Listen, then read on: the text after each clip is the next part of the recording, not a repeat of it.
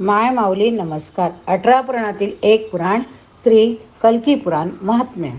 कथासार अभिवाचन करते. अध्याय 2. प्रथम श्री महर्षी व्यास यांना नमस्कार करून प्रारंभ करते. भाग 3. ब्रह्मदेवासमोर पृथ्वी देवतांची शरणागती. कलियुगातील 2ऱ्या चरणामध्ये परिस्थिती इतकी संकुचित झाली होती. लोक देवाचे नाव घ्यायला विसरले होते. सगळीकडे अंधाधुंदी झाली होती. 3ऱ्या चरणामध्ये असा परिणाम झाला की जन्माला आलेले मुले गोत्र कुलाच्या विरुद्ध मिश्र जमातीचे झाले. जातीपातीचा कोणताच भेद राहिला नव्हता. चांगली कर्म फक्त व्याख्यामधून पुस्तकामध्येच राहिली. अशा प्रकारे कलियुगाचे 4थ्या चरण येईपर्यंत शिक्षण शिकवणे, होम हवन, देवाचे भजन, ध्यान, नामस्मरण, कर्म कांड, जलपूजा इत्यादीचा नायनाट झाला. यामुळे देवलोकामध्ये आपला आहार न मिळाल्याने ते भुकेले चिंतित होऊन समूहाने ब्रह्मदेवाकडे गेले. हे सगळे देवगण आपल्याबरोबर पृथ्वीला घेऊन गेले. तिला सगळ्यात पुढे करून आपली व्याकुळता, प्रभावतेच्या क्षणतेचे वर्णन ब्रह्मदेवासमोर केले. तेथे सगळा ब्रह्मलोक वेदांच्या ध्वनीने भरून गेला होता. सगळीकडे यज्ञाच्या धुराणेचे वलय झाले होते. ऋषीमुनी तपस्वी गण ईश्वराच्या उपासनेत, भजन पूजन यज्ञामध्ये रममान झाले होते. स्वर्णाच्या होमामध्ये दक्षिण अग्नी प्रज्वलित होता. बाग बगीचे उद्याने सुंदर रमणीय उपवनात फुले आणि फळे भरून आली होती. वनाची शोभा काही ओरच होती. शेजारी तळ्यामध्ये हंस आणि सारस पक्षी गुंजन करीत होते. असे वाटत होते की जणू काही ते दोघे आपल्या आलेल्या पाहुण्यांना पाहून आनंदाने आवाज काढत होते. वारा चंचल मग्न होता. वेलींना झोका देत होता आणि पाण्यावर तरंग उडवत होता. मुंगे कळ्यांच्या आजूबाजूला फिरून त्यातील परागकणांचा रस पिऊन गुंजन करीत होते. जसे काही हे सर्व आलेल्या पाहुण्यांना नमस्कार करून त्यांचे आदरातिथ्य करण्यासाठी आनंदित चेहऱ्याने गोड गुंजन करीत होते. ब्रह्मदेवाने देवतांचा राजा इंद्र त्याच्याबरोबर दुःखी चेहऱ्याने आलेल्या देवतांची आणि प्राणीव बरोबर पृथ्वी यांना पाहून त्यांना बसायला सांगितले.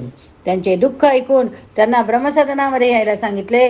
तेथे सनंदन सनातन यांनी त्यांच्या पायाची सेवा केली. त्यानंतर ते ब्रह्मासनावर आरूढ झाले. त्यांनी आपली दृष्टी देवतांवर टाकली. देवतांनी ब्रह्मदेवांचे सादर अभिनंदन केले. आपल्या दुःखाचे वर्णन केले. सगळ्या देवता एका प्रश्नार्थक चेहऱ्याने ब्रह्मासमोर उभ्या होत्या. त्यांच्याकडे उत्तराच्या अपेक्षेने पाहत होते. कारण त्या कलिकाला व भैरवनादामधून त्यांना केवळ ब्रह्मदेवच वाचवू शकत होते. हे सगळे नियोजन यासाठी चालले होते की चतुर्गण, ब्राह्मण, साधू, धर्मनिष्ठ तपस्वी, देवगण यांच्या रोजच्या कार्यात कलीने स्वच्छंदी वृत्ती निर्माण केली. यज्ञ हवन इत्यादी कार्य थांबले होते. या सर्वांचे निराकरण केवळ ब्रह्मदेव करू शकत होते. त्यासाठी सगळे देवगण इंद्राच्या नेतृत्वाखाली पृथ्वीला बरोबर घेऊन ब्रह्मदेवासमोर उपस्थित झाले होते.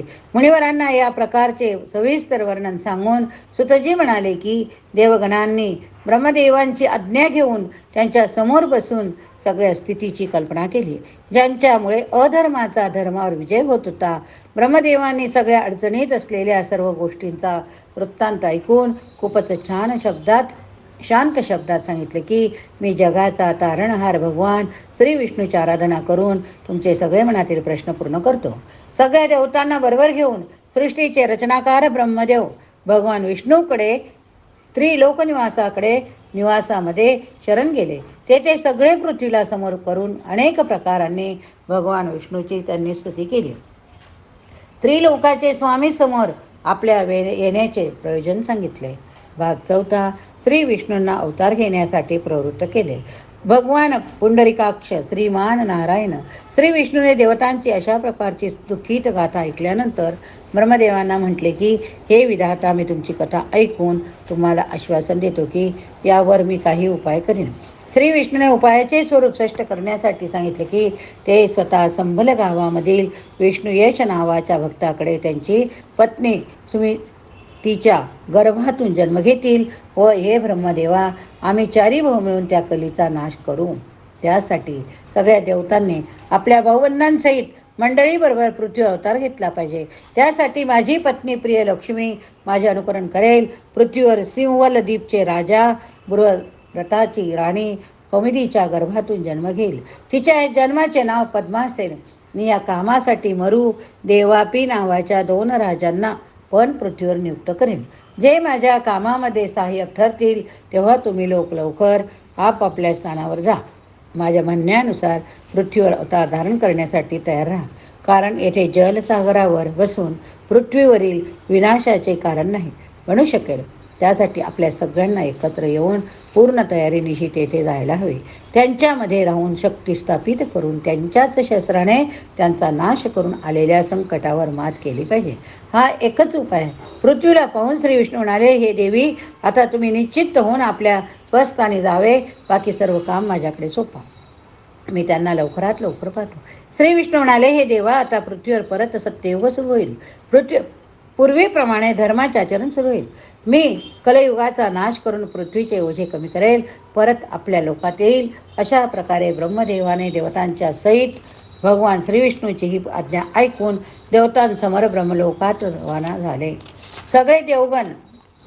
सगळे देवगण निश्चित होऊन देवलोकात परत गेले.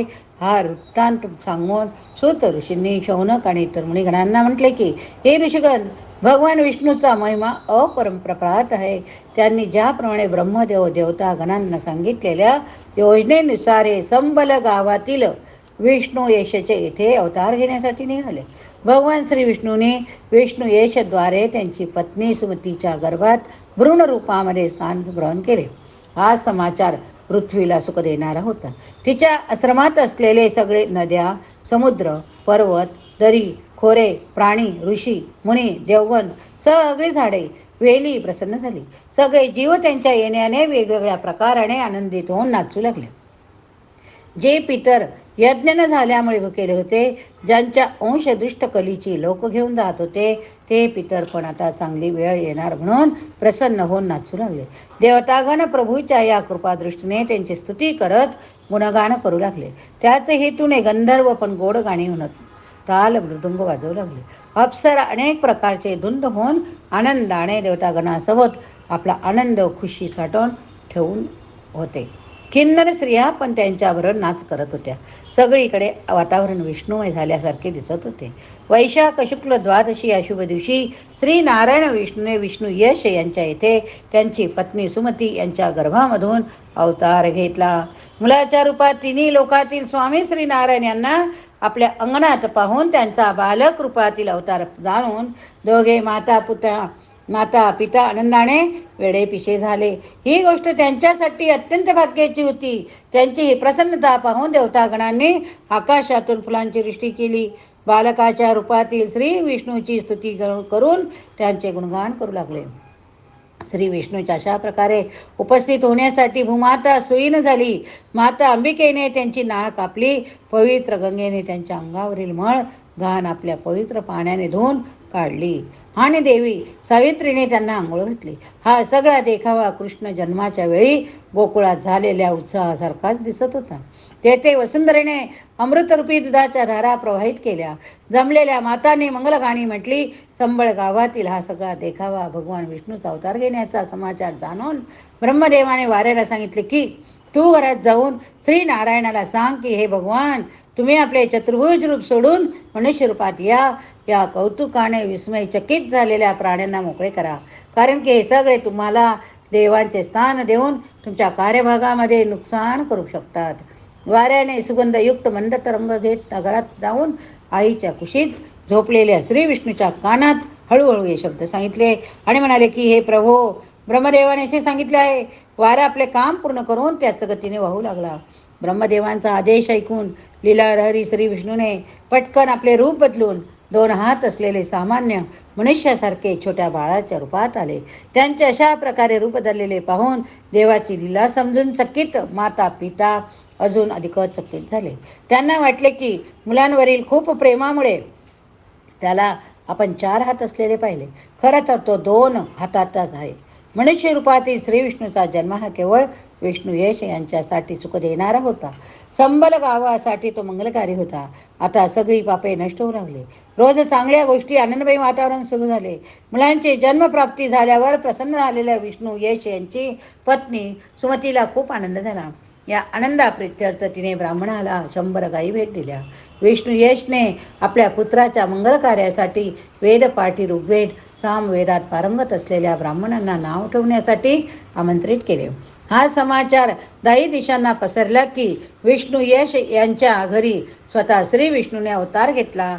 श्री विष्णूचे बाळरूपातील दर्शन घेण्यासाठी भगवान परशुराम, कृपाचार्य, वेदव्यास, अश्वत्थामा इत्यादी महापुरुष भिक्षुकाच्या वेशात विष्णू यश यांच्याकडे आले. या ठिकाणी हा भाग संपला. पुढील भागात आपण बघूया छोट्या बाळ रूपात श्री विष्णूचा कल्की अवतार. हरे नमः. पुराणां सर्वशास्त्राणां प्रथमं ब्राह्मणा स्मृतं उत्तमं सर्वलोकानां सर्वज्ञानोपपादकम्.